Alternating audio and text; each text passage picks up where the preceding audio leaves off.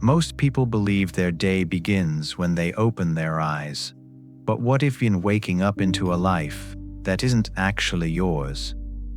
What if the first choice you make every morning is a silent surrender to a world that wants you distracted, anxious, and small? Why does the sunlight feel like an intrusion rather than a gift? And why are you already exhausted before your feet even touch the floor? Is your morning routine a path to happiness, or is it a carefully constructed ritual of self-betrayal? Today, we aren't just talking about habits. We are talking about the science of reclaiming your soul from the noise. We are going to find out why your first hour determines who wins the war for your mind, and why you've been losing. The cortical awakening, calibrating the biological compass. The transition to wakefulness is not a simple flip of a switch.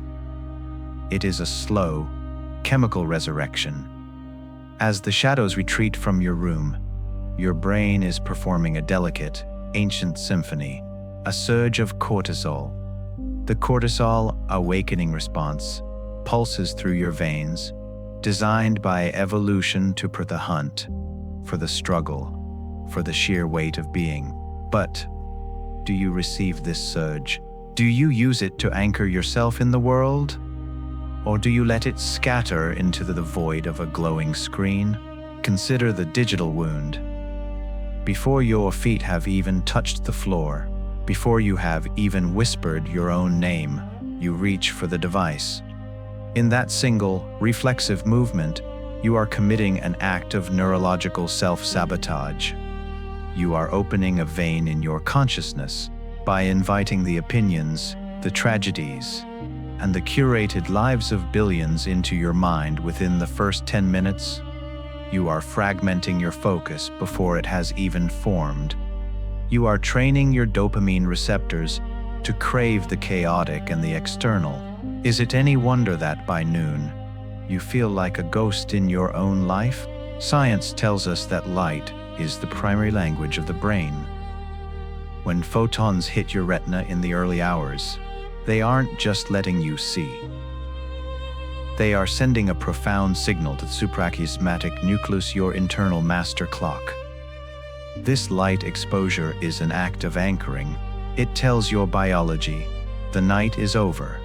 You are here. You are safe in the present. It regulates the rhythm of serotonin, the precursor to the peace you will seek 12 hours from now, when you try to sleep again. And yet, we hide in darkened rooms. We mask our faces with blue light. We wonder why our biological compass is spinning wildly, unable to point us toward a sense of purpose or joy. Why do we choose the artificial flicker over the ancient fire of the sun? The habits that make us happier are rarely the ones that require the most effort. They are the low-effort, high-impact calibrations of our animal self. Drinking water to rehydrate the brain's machinery, standing in the sunlight for 5 minutes, moving the body to signal that the hunt, the life has begun. These are not productivity hacks. They are the bricks of a biological fortress. When you calibrate your compass correctly, you create a buffer, a sanctuary of neurochemistry that protects your inner peace from the external storm. You are no longer a leaf blown by the wind of social media notifications.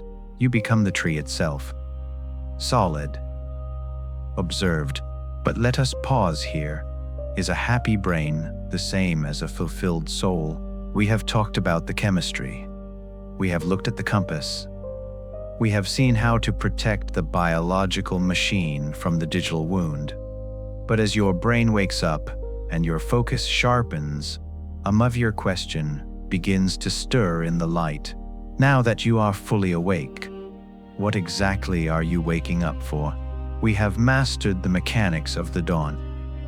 But we have yet to face the shadow that the morning sun casts behind us. Because the most powerful habit isn't about how you live. It's about what you remember while you are still alive. The light is getting brighter. And the most unsettling truth is waiting in the silence of the next hour. Memento mori at dawn, the ritual of the final morning. Every morning we commit a quiet act of hubris. We assume that the sun rises because we are here to see it.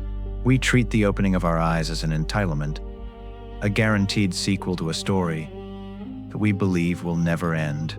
But the Stoics, those ancient architects of the resilient soul, saw it differently. To Marcus Aurelius or Seneca, the dawn was not a rite. It was a temporary resurrection. What if you looked at your bed not as a piece of furniture, but as a tomb you managed to escape for one more day? This is the happiness paradox. We spend our lives chasing comfort, fleeing from the cold, and hiding from the thought of our own end, convinced that safety is the path to joy. True happiness, that unshakable, deep-rooted eudaimonia, is found in the opposite direction. It is found in the intentional acceptance of our mortality. Think about the habits the world calls harsh. The shock of a cold shower, the intensity of deep silence, the discipline of fasting. To the modern ego, these are inconveniences to be avoided. But look closer. These are small, controlled encounters with the void. When the freezing water hits your skin, for a split second, your trivial anxieties vanish. The fear of an unread email or a social slight is incinerated by the raw, primal necessity of the present moment. In that shock, the ego is stripped away. You are no longer a person with a reputation, a bank account, or a past. You are simply a creature that is alive. Is it possible that we are most happy when we are most reminded of how fragile we are? The morning ritual is not about optimizing your life for more output. It is about decluttering the soul. When you sit in 15 minutes of absolute silence, you are staring into the abyss before the world has a chance to fill it with noise. You are acknowledging that one day, there will no more mornings, no more light, no more choices. By inviting the ghost of your own mortality to sit with you at the breakfast table, you transform your day. The coffee tastes sharper. The faces of your loved ones seem more luminous. The digital wound we spoke of earlier, the envy, the outrage suddenly looks like theater of dolls that it truly is. Why would you poison your final resurrection with the trivialities of strangers? This is the secret that science is only beginning to quantify. People who live with an awareness of their own end don't become morbid, they become vibrant. They stop procrastinating on their own souls. They realize happiness isn't a destination you reach after a long career of morning hacks.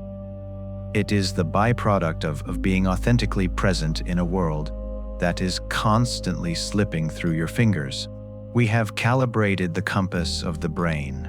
We have faced the sun and felt the cold.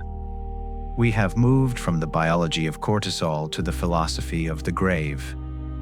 You now have the tools to build a morning that belongs to you.